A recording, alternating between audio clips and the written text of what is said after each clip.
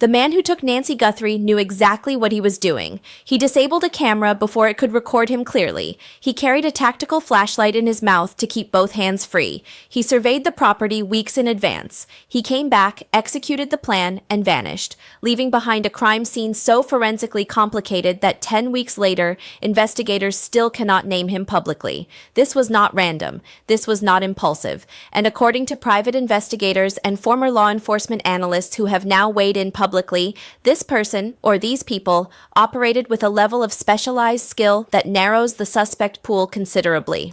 Welcome back to the Febry Report. I am Febry. What we are covering today is new, and it matters. Let us start with what has emerged in the last 48 hours, because the story has moved. Multiple outlets reporting on Sunday, April 5th, have confirmed that a private investigator has publicly analyzed the behavior of the suspected kidnapper and concluded that the individual demonstrated what analysts are calling a specialized skill set. This is not casual language. When investigators use that phrase, they are pointing toward a specific profile. Someone with training, experience, or both in operational security, physical surveillance, and controlled criminal execution. What does a specialized skill set look like in practice? It looks like this. You do not walk up to a target location once. You walk up weeks before, casually, wearing the same clothes as when you plan to return, either out of operational habit or because you have a limited wardrobe of dark, nondescript clothing designed to blend. You identify the camera placement, you identify the entry and exit points. You note the lighting, the neighbor visibility, the traffic patterns at different hours. You file all of that away and you use it when you come back. It looks like knowing to disable the camera before approaching the door directly. It looks like carrying a light source in your mouth rather than your hand, a technique used by military, law enforcement, and individuals trained in close quarters operations where both hands need to remain available at all times. It looks like leaving a crime scene that, 10 weeks later, has not produced a single publicly named suspect. A former detective who responded publicly to the latest reporting on this case did not dismiss the specialized skill theory. The behavioral evidence visible in the Nest footage, what little of it has been shared publicly, is consistent with someone who has thought through their exposure at every stage of the operation. That is not the behavioral signature of someone acting on impulse. It is the signature of someone who has either done this before or has spent significant time preparing. Private investigators who consult on abduction cases have noted in comparable situations that the combination of pre-surveillance, camera awareness, tactical equipment use, and clean exit execution typically points toward one of three categories: former military or law enforcement with turned criminal intent, organized criminal enterprise with operational training standards, or an individual with an obsessive research-based preparation, someone who studied how to commit this crime methodically before ever setting foot near the property. All three categories are being explored, according to analysts familiar with the investigation. None has been officially confirmed or ruled out publicly. The rushed judgment story has broken wide open, and it may be the most consequential piece of reporting in this entire investigation. Multiple outlets published detailed reporting this weekend describing what is now being called a rushed judgment made by police in the earliest hours of the Nancy Guthrie disappearance. The Irish Star, the Mirror US, and MSN all carried versions of this reporting within hours of each other, which suggests the sourcing is solid enough that multiple independent editorial teams were comfortable publishing it simultaneously. Here is what the reporting describes. In the critical first hours after Nancy Guthrie was reported missing, investigators operating under the Pima County Sheriff's Office made a judgment call about what kind of case they were dealing with. That judgment, treating the disappearance as a potential missing vulnerable person rather than immediately locking the scene as a kidnapping, shaped every decision that followed in those early hours. The crime scene tape came down. Personnel moved through the area. Evidence that existed at 2 a.m. did not exist in the same condition by the time the FBI arrived. Forensic windows that were open closed permanently. The MSN reporting specifically highlighted the inexperience of the team initially assigned to this case. The headline, "Inexperienced Team Under Fire in Guthrie Case," is not subtle. Sources familiar with the investigation have indicated that the personnel who handled the earliest hours of this response were not the most experienced investigators available, and that the decisions made during that window reflected that gap. Former detectives who have commented on the case publicly have been careful to note that rushed judgments in missing persons cases are not unusual. The first hour of any disappearance is chaotic. Information is incomplete. Assumptions fill the gaps. The problem in this case is not that assumptions were made, it is that the assumptions made were contradicted directly by what the family was saying, and by what the physical evidence at the scene should have been communicating to any experienced investigator who looked at it carefully. Blood on the front porch, back doors propped open, no shoes, no phone, no purse, no indication of voluntary departure. A scene like that, read by experienced investigators, does not produce a working theory of a vulnerable elderly person wandering away. It produces a working theory of a violent forced removal. The fact that the initial working theory pointed in the opposite direction is the failure that every subsequent problem in this investigation traces back to. Sheriff Chris Nanos is having the worst week of his professional career, and it is not entirely about Nancy Guthrie. Fresh allegations against the Pima County Sheriff surfaced this weekend across multiple outlets, including Hindustan Times and the Sunday Guardian, with reporting confirmed by AOL. The allegation: Nanos carried a loaded, undeclared firearm through a TSA checkpoint. This channel presents that as what it currently is, a reported allegation. The full context of the incident, including when it occurred and what the outcome was, has not been fully detailed in publicly available reporting. But the timing of this allegation, surfacing in the middle of the Nancy Guthrie investigation at a moment when Nanos is already under significant scrutiny, has amplified the pressure on his office considerably.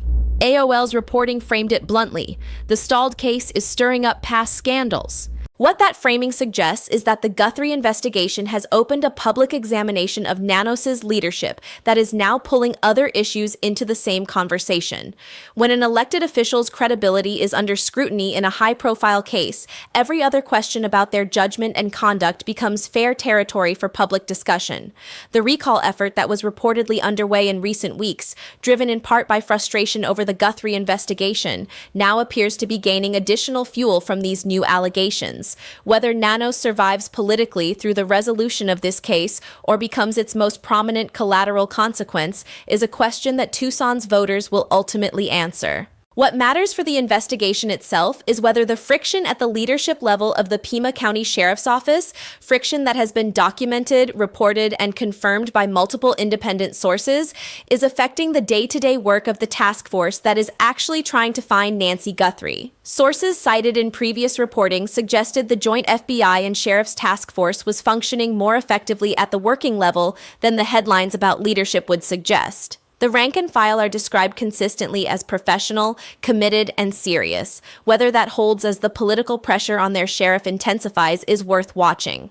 The assault report detail has created a new layer of confusion, and a former detective has now responded to it publicly. A claim has circulated in recent reporting that there may be a no-assault element to what is known about Nancy Guthrie's disappearance, and that this claim raises fresh questions about what actually happened inside and around that home on the night of February 1st.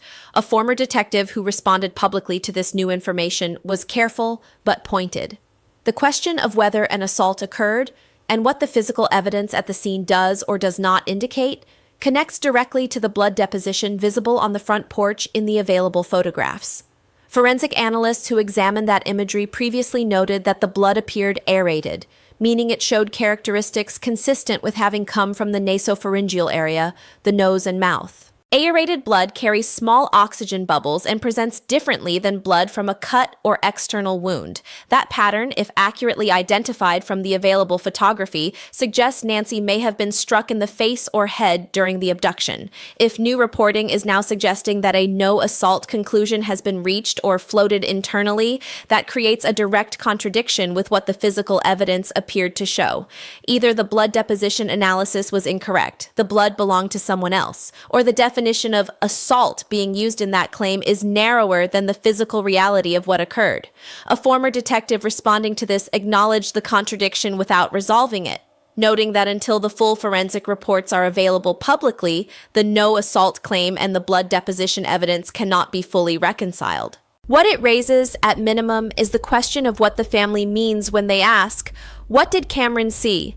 A reference that has appeared in recent reporting and suggests a witness element to this case that has not been fully explored publicly. Who Cameron is and what Cameron may have observed remains unclear from publicly available information. That this question is being raised publicly by the family suggests it carries weight.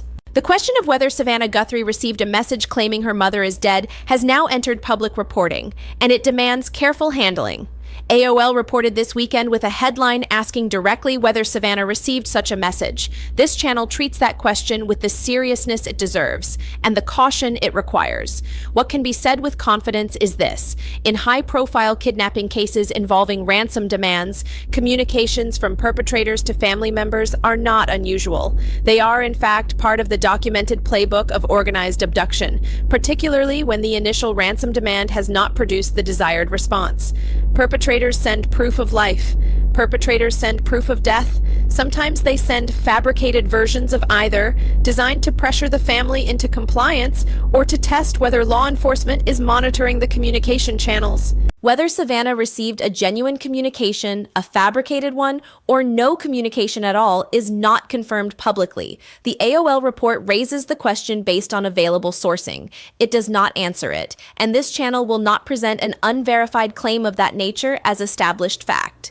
What it does raise analytically is the question of what happened to the ransom negotiation, if one ever occurred.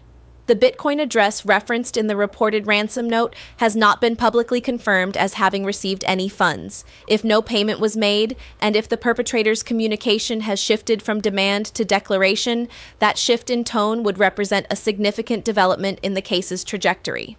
Former kidnapping investigators have noted in comparable cases that when ransom negotiations break down, either because payment is refused, the amount is unmet, or law enforcement intervention disrupts the channel, perpetrator behavior can shift in unpredictable directions. Some go silent, some escalate, some attempt to establish new communication. The pattern of what happens next often tells investigators more about the perpetrator's psychology and organizational structure than anything that preceded it.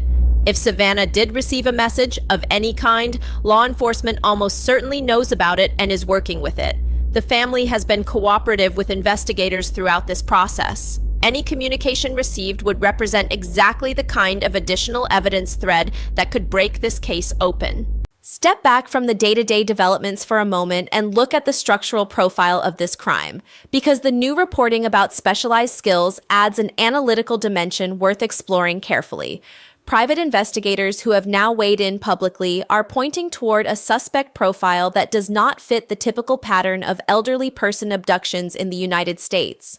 Most abductions of elderly individuals involve someone known to the victim, a caregiver, a family member, a neighbor, someone with existing access and motivation. The crimes tend to be personal, emotionally driven, and operationally disorganized. They leave evidence precisely because they are not planned with operational discipline. This case does not fit that pattern. The pre-surveillance, the camera disabling, the tactical equipment, the clean exit with no eyewitnesses, the ransom demand in cryptocurrency. The complexity of the DNA left at the scene, suggesting the perpetrator may have worn gloves or taken other precautions to avoid leaving clean biological material. All of it points towards something more organized, more deliberate, and more experienced than what typically characterizes family or acquaintance-based elderly abductions. The International Business Times reported this weekend that experts have now publicly described how the kidnappers use specialized skills to vanish. The plural, kidnappers, is notable. It suggests the expert analysis is trending toward a multi-person operation, consistent with what retired FBI agents have said previously about the physical logistics of this crime. What does a multi-person operation with specialized skills look like in terms of suspect profiling? It narrows the field considerably. You are not looking for one opportunistic individual. You are looking for a network, small or large, with some form of shared operational framework. That framework could come from military background, criminal organization, or structured planning among individuals who research this specific approach. The December search data becomes even more interesting in this context. Multiple searches from potentially multiple devices across multiple dates aimed at the same residential property. If those searches came from different IP addresses, different devices, different locations, that pattern is consistent with multiple people independently researching the same target. That is not how one person prepares for a crime. That is how a group distributes a research task. Investigators are almost certainly aware of this possibility. Whether the cell tower and search warrant data supports it is something they are not sharing publicly, and for good reason. There is a family in Tucson that has now been living without answers for more than 10 weeks. Not Savannah Guthrie alone, though her visibility makes her the face of this family's pain to most Americans. The entire family, the siblings, the extended network of people who knew Nancy Guthrie as a mother, a grandmother, a neighbor, a friend, people who knew the specific sound of her voice and the specific way she occupied a room. Savannah's return to the Today Show, described in recent reporting as a hard choice, was not a signal that the family has moved on or found resolution. It was a signal that human beings in the middle of unresolvable uncertainty find ways to keep moving because the alternative is to stop. And stopping does not bring anyone home. What the reporting this weekend adds to the picture of the family's experience is something specific and painful. The question of whether Savannah received a message claiming her mother is dead, regardless of whether that message is real, fabricated, or does not exist, represents the kind of information the family may be living with privately while the public sees only what they choose to share. Families in this situation are often carrying far more than they are expressing. They are managing their own grief, managing law enforcement relationships, managing media attention, and managing each other, all simultaneously, all without resolution. The reporting that Savannah is preparing to return to Today, which multiple outlets covered this weekend, suggests a woman finding structure in work while her personal world remains fundamentally unresolved. That is not a criticism. It is a human response to an inhuman situation. And it is worth naming clearly because the casual ease with which public figures are sometimes expected to perform normalcy in the middle of private catastrophe is one of the quieter cruelties of American media culture. Nancy Guthrie was taken from a life that was full. She had visitors. She had family close by. She had decades of presence in a community that knew her. Whatever happened to her, and wherever she is, she was not invisible and she was not forgotten. She still is not. The investigative picture as of this weekend looks like this, and it is important to be precise about what is confirmed versus what remains in the analytical category. Confirmed. The suspect or suspects demonstrated specialized operational skills. Confirmed by multiple independent sources across multiple outlets this weekend. Corroborated by the behavioral evidence visible in the Nest footage that has been publicly released. Confirmed. Rushed judgments in the earliest hours of the investigation cost the case forensic opportunities that cannot be recovered. Reported by multiple credible outlets simultaneously, consistent with previous reporting from journalists on the ground in Tucson. Confirmed. The initial investigative team lacked the experience needed for a case of this complexity. Reported by MSN and corroborated by sourcing from previous investigations. Confirmed. Sheriff Nanos is facing fresh allegations unrelated to but now entangled with the Guthrie investigation. Reported across Hindustan Times, The Sunday Guardian, and AOL. Unverified but reported. A no assault claim has been floated internally, contradicting physical evidence analysis from the scene. A family member named Cameron may have witnessed something relevant. Savannah may have received a communication from the perpetrators. Analytically assessed, this appears to be a multi-person operation executed by individuals with specialized training or preparation. The digital evidence, search data, cell tower records, potentially cryptocurrency transaction history, remains the most promising active investigative avenue. The DNA science is advancing, but has not yet produced a workable profile from the primary scene. What that composite picture tells us is this: the investigation is not cold. The case has not been abandoned. The evidence has not disappeared. But the early mistakes that narrowed the investigative window in those first critical hours continue to shape what is and is not possible going forward. Every thread that remains live is still being pulled. The question is, which one unravels first? One detail in the new reporting deserves more attention than it has received. The private investigator analysis describing the suspect's specialized skill set includes an observation about how these individuals managed to vanish so completely after the crime, not just leaving the scene cleanly, which the camera footage suggests they did, but disappearing from investigative view for 10 weeks without a single publicly named suspect emerging. That is not easy. In 2026, in a major American city with cell tower coverage, Ring camera proliferation, traffic cameras, and federal investigative resources, staying invisible for 10 weeks after abducting the mother of a nationally recognized television personality requires deliberate, sustained effort. It requires not using traceable communications. It requires not spending money in ways that leave digital records. It requires not talking about what you did to anyone who might talk to someone else. It requires maintaining operational security not just during the crime, but in the days, weeks, and months after, when the adrenaline fades, when investigators are quietly building their case, when one phone call, one text, one overheard conversation could end everything. Most criminals cannot sustain that. The literature on criminal behavior is consistent. The longer a perpetrator maintains silence and discipline after a crime, the more likely it is that they have either significant experience with criminal consequences or significant help in staying hidden. Both possibilities point back to the specialized profile that investigators are now publicly acknowledging. What former investigators note in cases like this is that the break, when it comes, rarely comes from where anyone expected.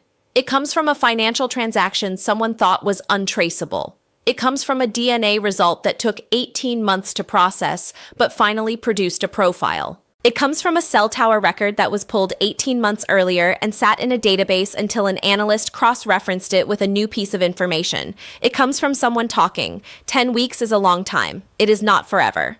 Everything in this investigation, the specialized skills, the rushed judgment, the DNA complexity, the digital evidence, the sheriff's credibility, connects back to one central truth that none of the reporting, none of the analysis, and none of the political noise surrounding this case should be allowed to obscure.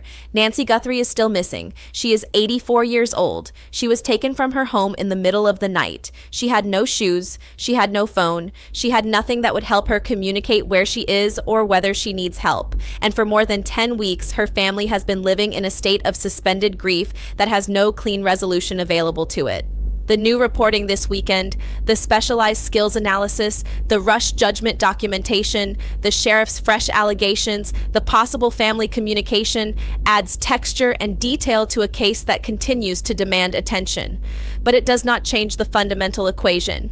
Someone knows where Nancy Guthrie is. Someone made decisions that led to where she is right now, and that someone left traces in digital records, in biological material, in financial transactions, in search histories, that investigators are actively working to assemble into a prosecutable case. The silence from the task force is not indifference. Experienced investigators know better than to telegraph their hand in a case this sensitive. When charges come, and the evidence architecture of this case suggests they eventually will, they will come because the case was built carefully, not quickly. Until then, the public role is straightforward. Pay attention, share credible information, and if you know something, anything, that connects to this case, contact the FBI tip line at 1-800-CALL-FBI. The reward exceeds $1 million. Your information can be provided anonymously. What feels like a small detail to you may be the thread that connects everything.